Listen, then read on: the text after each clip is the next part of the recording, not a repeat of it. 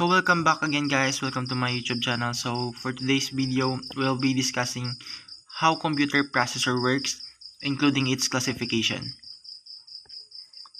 So first of all, ato sang subton kung unsa ba gyud ang computer processor.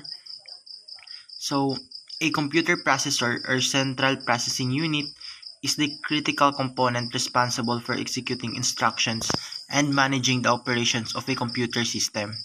It serves as the brain of the computer, performing arithmetic, logic, control, and input-output operations.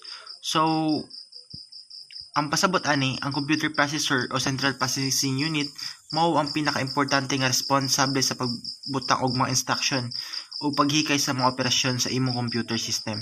Kini nagalihok nga utok sa usa ka computer sama sa mga output nga imo input, sama sa nga input output nga mga operasyon nga imong ginabutang sa imong computer. So dire karon ato nang kanon kung ang classification sa computer processor. Una na dire kini ang based on instruction set architecture, CISC, complex instruction used in Intel 86 and AMD processors.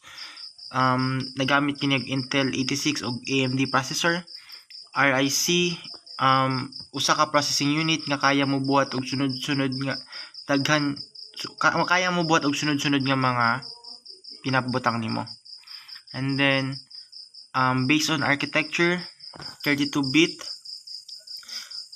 nga 32 bits of data limited to 4 gig memory.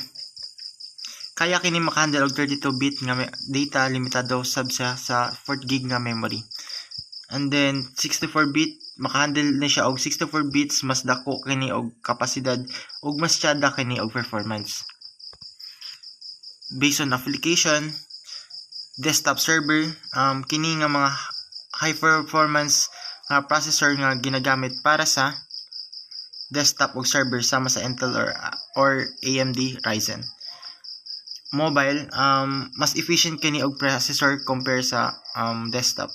And then embedded, gigamit kini sa special nga mga sistema sama sa mga appliances ug makina nga makita nimo sa inyong balay.